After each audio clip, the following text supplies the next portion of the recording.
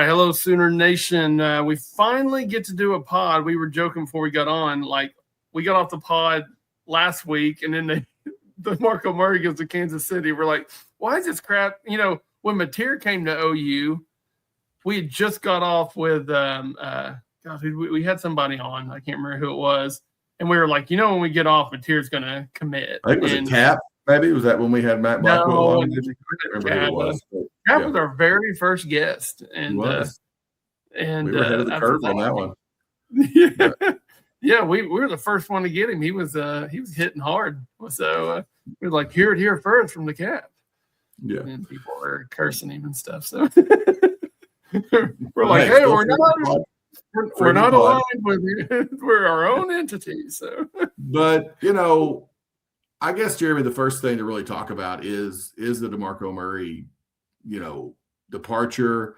And I think probably if you're listening to this pod, you know who Steve Wiltfong is. Okay. And I was looking at On3 on the boards, and Wiltfong just titles the thread. I think it's an upgrade going from DeMarco to Dylan to DeLont at the running back position. Okay. This is a guy who is not a Sooner guy. He doesn't have Sooner skin in the game. And, I mean, this just seems like we went and got the guy that, I mean, like Miami was after this guy. You know, lots of people were after him. And once again, it just seems like we got who we wanted. We had choices of who we wanted. From the information that we heard, it was down to him and the guy from Missouri. And, I mean, truth be told, it's a complicated history with DeMarco because of the great player that he was and kind of the good recruiter that he is. But we didn't get the production out of that position that we all expect. This is Oklahoma. We expect 1,000-yard rushers and more. And I think we got a guy who's going to bring them back to us. Absolutely. And when me and Steve got on, I said, you know, McCullough coming to work for us, if you want a sign of what Venables has built here at OU, look at his kids transferred into OU and left, and he wants to go from the NFL back to Oklahoma. So and anyone doesn't know, this is Deshaun McCullough's dad. Okay, that's who this guy is. So what's his other younger brother? Dyson or just I can't remember what the other brother. I just can't remember, man. It's a lot of beautiful podcasting. Yeah, we're here for butchering names and not knowing people. That's what we do in this podcast. Make sure to like and subscribe, guys. This is the good stuff. Like and subscribe. We don't know anybody. To know is I do know that OU hasn't had a rusher, not just 1,000-yard rusher. OU hasn't had a running back run for 800 yards since Eric Gray. Okay. And 800 yards is a pretty low bar, and we haven't had one since Eric Gray. And while I'm probably higher on Torrey Blaylock than Xavier Robinson, and there may be some of you out there that are higher on Jonathan Hatton than either one of them, I think any logical person says we've got 3 running backs right there that are physically capable with the tools that they bring to get that production. And that's what I'm looking for here is I'm looking for production. You know, do I hope that Torrey Blaylock turns into Jeremiah Love? Yes. Okay. Do I hope, you know, that Xavier Robinson turns into Ronald Jones at USC? Sure. That's what I hope happens. But know that we hired a guy who coaches production, and that's what we need. That's what we need. Yeah. We need production at the running back level. Here's the stat. You talk about 1,000-yard rushers. I don't know if you mentioned this because I was checking the OU basketball score a while ago. And OU hasn't had 1,000-yard rusher since Eric Gray. Since 2011, McCullough's had 16 1,000-yard rushers. So pretty good.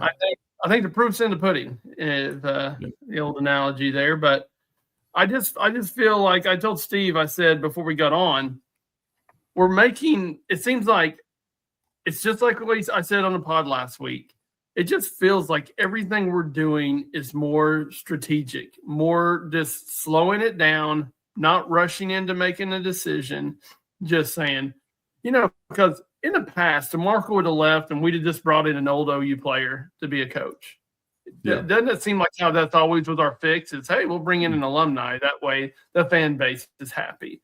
And I think the fan base is now getting tired of it. Like, we loved you as a player, but we need proof now as a coach. And I think correct me if I'm wrong, Jeremy. I don't think there's a full-time assistant who is an alum at this point, correct? There's not, right? And I think they're all gone now. Yeah. Yep. I mean, so, and it just shows you this seems to be more of, now we're getting more, this is Venables' staff. This is like everybody he's brought in. There's no leftovers. There's no guys that stuck around. It's Bill, right? Bill's the only one. He's the only one left. And I just feel like Venables has put a stamp now on his staff and how he wants it and what he plans on his offense looking like. Because Brent doesn't need an offense that's going to put up Lincoln Riley type numbers. And I think he's starting to build it to where, like, OU going forward is going to be a defensive school. I mean, as long as Brent Venables is our coach, we're going to be built around defense. Defensive guys are going to want to come here. It's going to be built around our strong defense, and our offense just has to complement it. And that's how it's going to be going forward. Just like, you know what really complements a strong defense, Jeremy? A running game. Yeah. And a tailback. And, Jeremy and I have probably talked about this guy a lot more than maybe some podcasts do, because this isn't a quote unquote full-time assistant, but they're also paying this guy $500,000 to kind of just be a curmudgeon. And McCullough is not here without Kevin Wilson. Okay. This is a guy who worked for Wilson, and Wilson was a head coach at Indiana. And Brent has brought the, suffocating, whatever all he called it, suffocating, aggressive, dynamic defense has been there.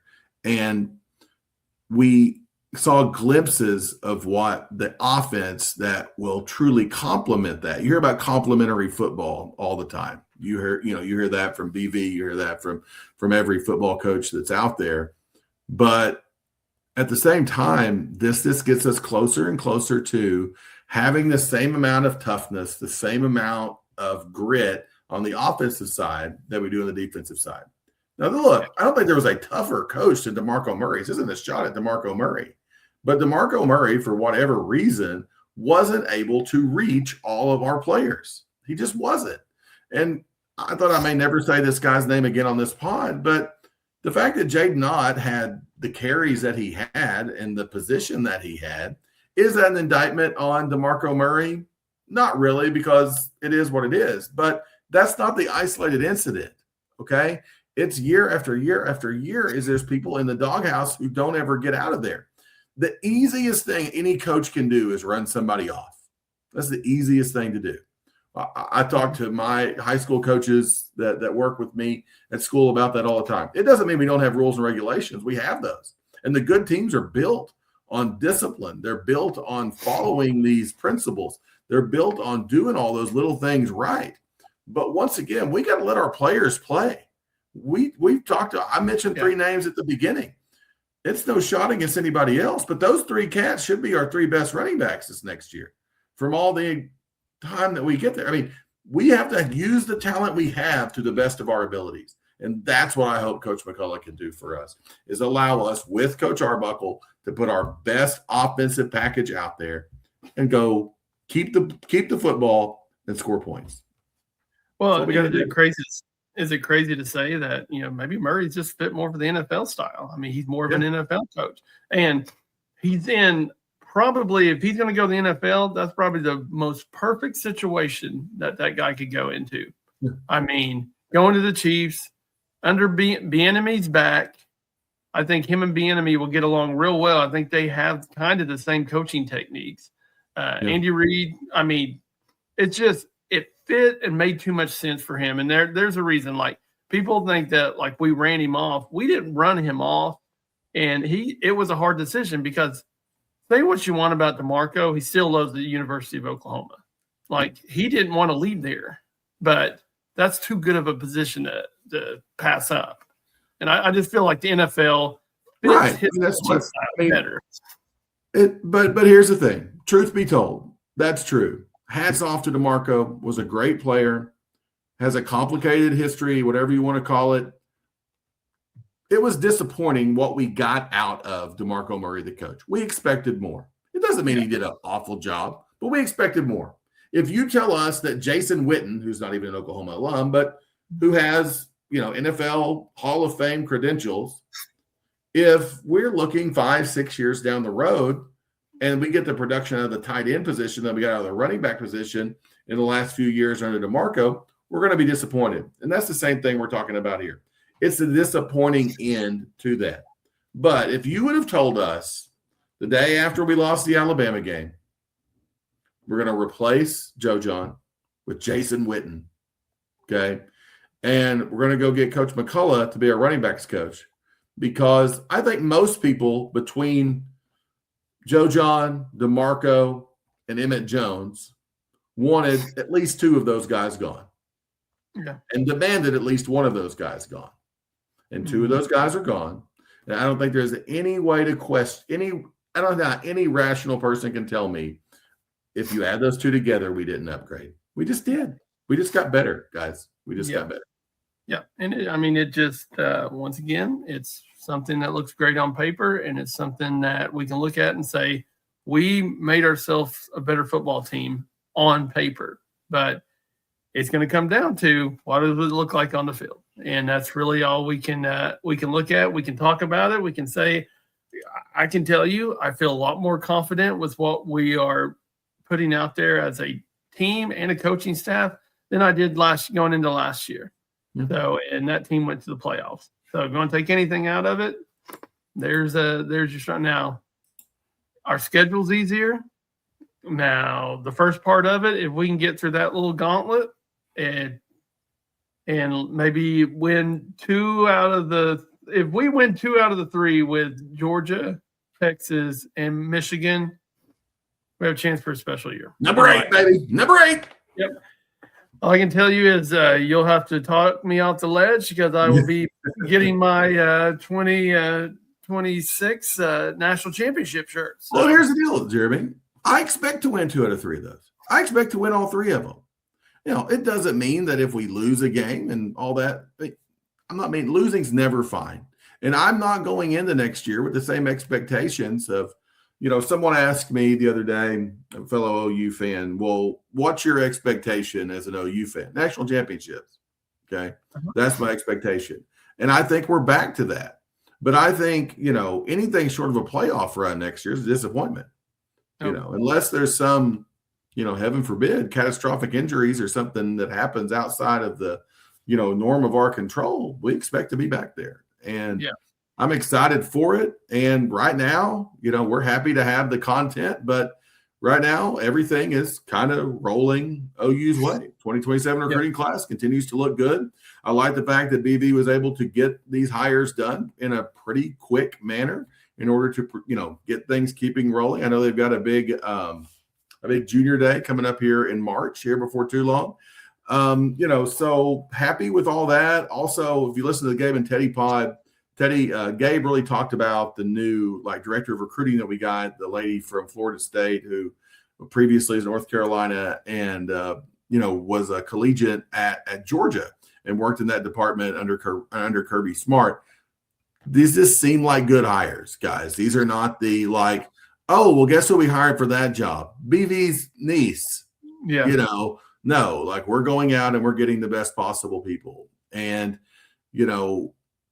do I want to give all the credit of this to Jim Nagy? No. Do I want to give all the credit of this to Brent Venables? No. Do I want to give, all the credit of this to President Harris or Stevenson or whoever is calling all the shots? No. But what it does seem like now, and this is no shot at Joe C., but it does seem like we're a more streamlined operation than we were 2 or 3 years ago. It just we're built for the NIL era. I mean, our staff's built for the NIL era. And I think that's one reason Joe C's leaving, or he left, is because he looked at it as it's time for a new start. because it's a new world in college sports. And it just seems like we've geared our whole staff, our whole football department to NIL and spending money. We hired an AD that's a lawyer. It's just like all these decisions that we make, it just seems like that's what we're steering towards, in which right now seems good. And hopefully it all works out. Hopefully it works out as good as it looks. And that's one thing I can tell you, that I'm pumped up just to see it on the field, because I'm tired of talking about it now. Well, let's go from good to not as good, Jeremy. And if anyone's live watching, which you can't, you would know that OU basketball is no longer within striking distance of Tennessee, and this is going to. I didn't. Hey, when I said I was looking at the basketball score, I looked. No, they got within like 6 right there, or whatever. That's why if you looked at my face, I went like this. I was like, yeah, but okay, you know, yeah. We talk about this every week, and we're going to talk about it. Don't root for the Sooners to lose. Don't root for the Sooners to lose. We want us to win, okay? And the win we got last Saturday was great, and we're losing tonight. It's probably going to be a loss to Tennessee. I think the dreams of we win 2 in a row. So what does every person do? Well, if we went out, we'd go 9-9 in the SEC, and we were going into the tournament last year going 6-10 in the SEC. So I think there's a pretty good chance we could get in, and then if we do, I think that saves Porter's job. Don't do that to yourselves. Just watch. When the season's over, we'll have an opening, and we'll talk a lot about who that next person's going to be. Now, do I love the fact that Jerome Tang's already out at K-State, and they're probably swimming in some of the same waters we will for a replacement? No.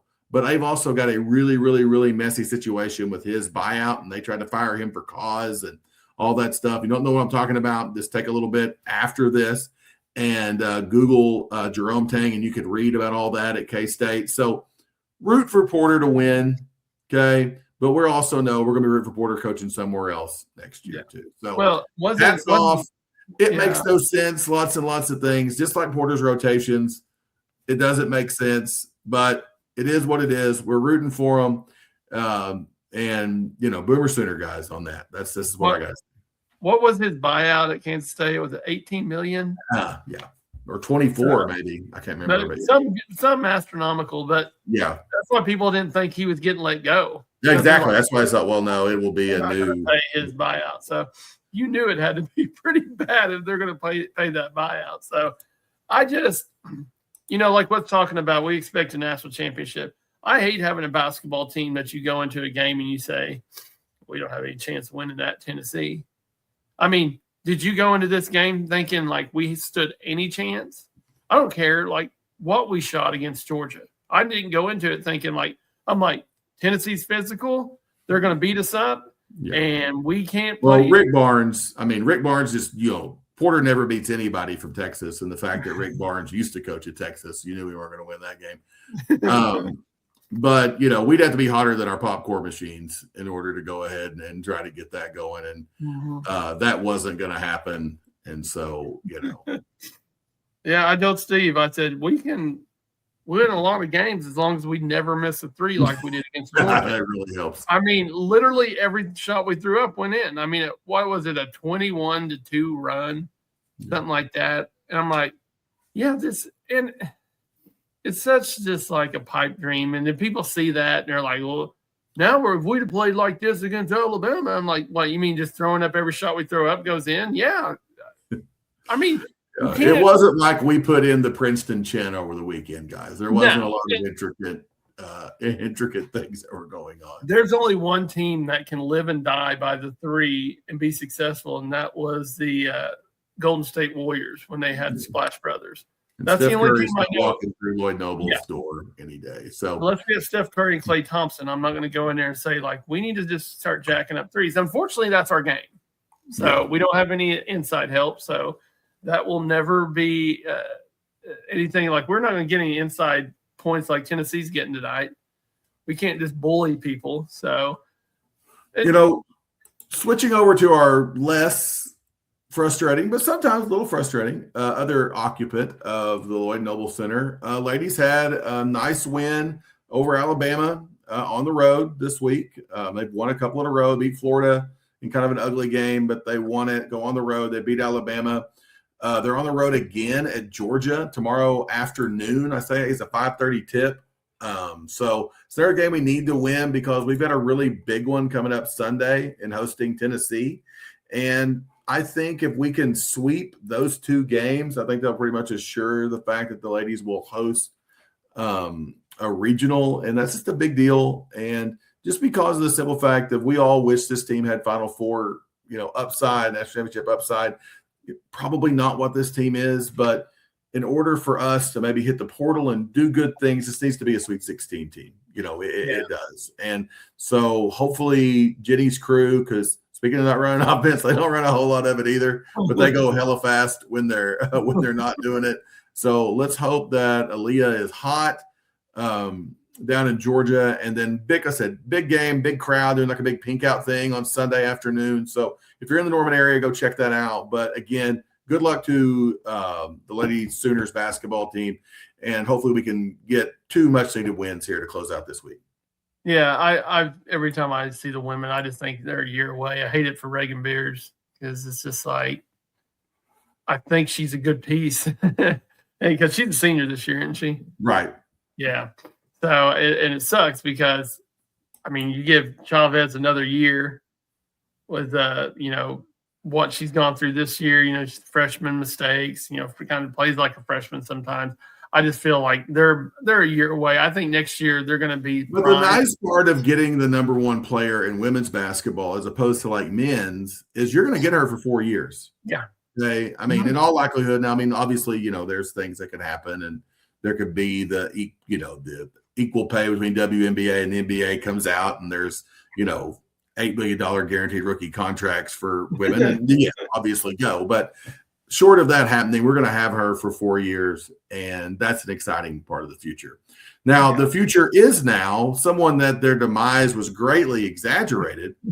Is let's continue our ladies sports talk here, Jeremy. And OU softball can hit ? It's like Patty Gasso knew what she had. Unfortunately, I don't know how she keeps doing this. I thought I was ready to fire her after losing to Arizona. That's what I laugh a lot of times, especially people that don't know like softball or don't watch softball or baseball. It's like, you're supposed to lose. And unfortunately, they've trained OU fans to when we lose, oh my God, we suck. But I will tell you, I'm still a little worried about the pitching. But if you're putting up 34 runs, I don't know if that really matters. I guess the biggest question is who does Patty hate at UTEP? Okay, here's an ungodly stat. Through 9 games, every single player that has registered a bat for OU has hit at least 1 home run. That, to me, is the most insane stat that I've ever heard. That means to tell you that everybody she runs up there does what they're supposed to do.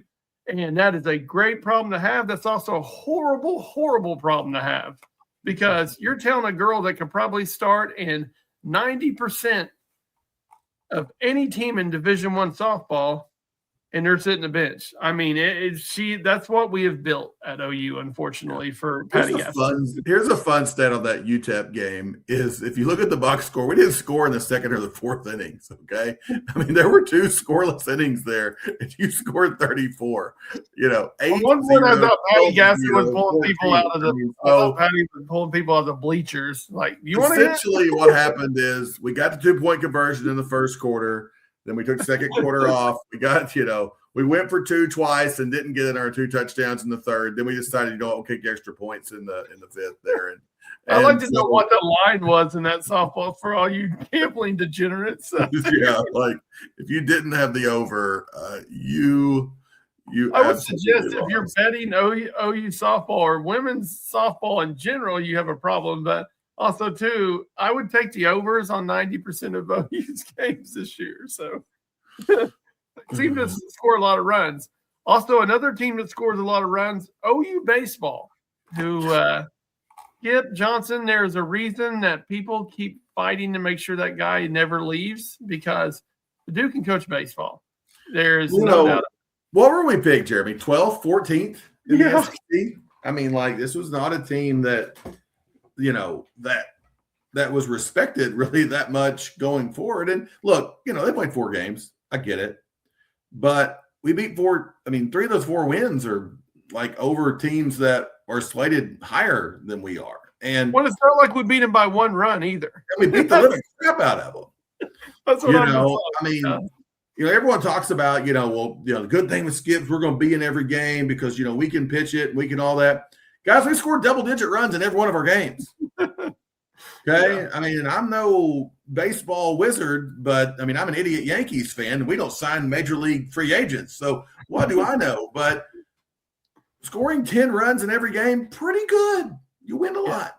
It seems to be a metric that helps you win games. It's like, we're like, we ought to do is score over 10 runs every game. And so, I think the closest game we played is the game we played on Monday night against New Mexico State. Yeah. I mean, that juggernaut of ball club. But also, too, if you didn't think OU's going to have a little bit of a letdown after playing Texas Tech, OSU, and TCU, all former Big 12 foes, and run rolling 90% of them, then you're crazy. So Skips, to me, there's one coach for OU that I always want to. I want the guy to succeed because I think he's a damn good baseball coach. And Skip Johnson's it. I thought Skip Johnson, we brought him in, was like a home run hire. Yeah. And we almost won a national championship with him already once. And I think we've got the makeup to. Well, Jeremy, some people just get it and some people just fit. And that's what Skip is. Skip's a guy who's very comfortable in his own skin. He's the guy that no matter who meets him from whatever walk of life, demographic, has positive things to say about him. He's happy with who he is. He's not. I don't mean that we don't do social media things for baseball. I don't mean that we don't try to do some of the viral things. I don't do that. But look at what he wants to do. He wants to win baseball games. Mm-hmm. And winning is a heck of a lot more fun than losing. And, look, we play Coppin State in a weekend series this weekend. And, I don't know that much about Coppin State other than they used to when Fang Mitchell was the basketball coach. They were the team that would go get drilled by every team in the preseason and make that cash, and they would be a 15 seed who was always feisty in the tournament. But that's been a while. So that's really my only Coppin State tidbit for you. But that being said, if you're in the Norman area, get out there, go check things out. I don't think they're calling it the Kimry Family Stadium now. They're not calling it Eldale, but they're doing the renovations. Outfield's starting to look whatever you want to call it. Get out there, go check it out. We've got some good weather. It's gonna be a little cooler this weekend, but go check those guys out. I don't think you're gonna be disappointed. No, and they're doing, they're redoing the outfield a little bit. I always thought it was so cool, and at OU is, you can go out there and put you, might still be able to do, and put you a cooler out there of refreshments and watch an OU baseball game. I mean, me and Steve come back from when we were at OU, it was you sat on the top of the parking garage and watched Bedlam baseball. At Oklahoma City. We've done that. Yep. Yeah, we didn't pay to get in anywhere. No, we were cheap. So we ate 9 bites instead of Fruity Pebbles, for crying out loud. Exactly. Other OU sports stuff. I know Gabe and Teddy talked about a little bit. So shout out women's gymnastics, the big gymnastics meet this weekend with LSU. They're really trying to push that out. Our women's gymnastics team is 10-0-1, and that and 1 is a tie we have with LSU in the first match of the year. So it's actually it's a Friday night deal with LSU, 7:45. It's going to be on ESPN2. So, lots of Sooner stuff going on. We're really proud of all of our Sooners. And, once again, really think we hit a home run with Coach McCullough.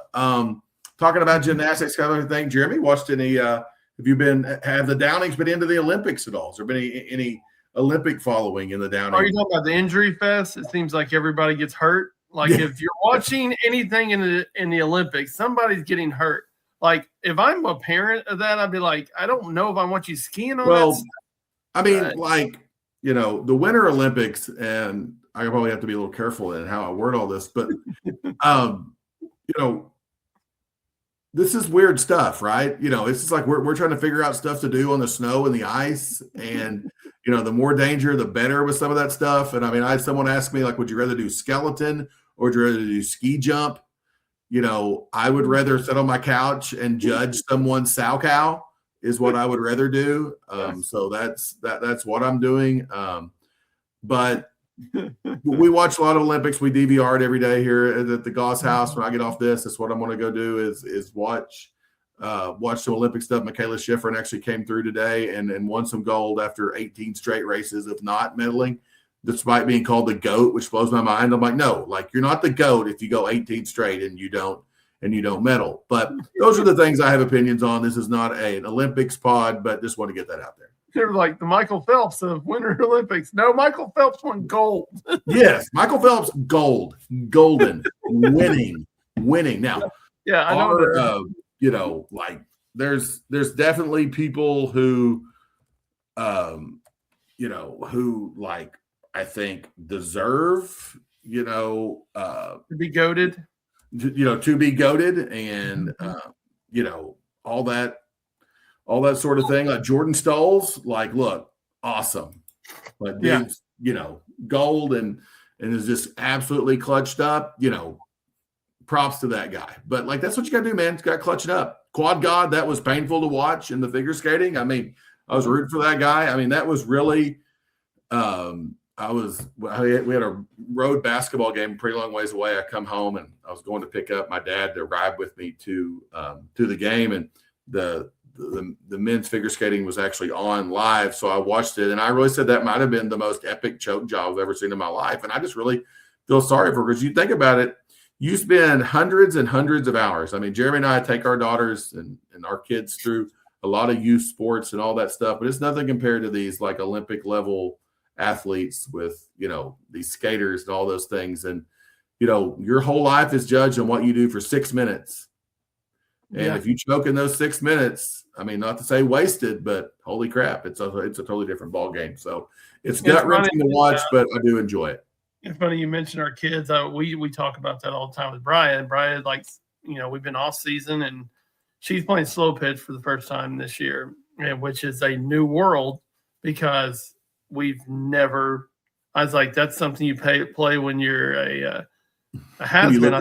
I told her the other night that when you play this, whenever you're done playing, you have to drink beer to do it. So no, but we like work and we go to lessons and we do all this stuff, and it's like starting in March is when our season starts, and I'm like, all the work you put in, it starts in March, and you get to basically show off what you worked on. And it's like, when you look at Olympics, it's like they prepare every 4 years for this. And that's why Lindsey Vonn tried to ski with a torn ACL, because you don't have very many opportunities.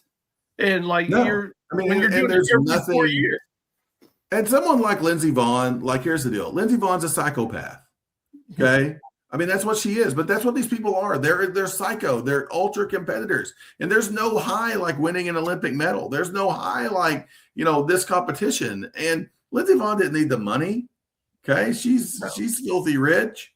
She doesn't need the fame. People know who she is, but she wants that rush. And that's why she did it.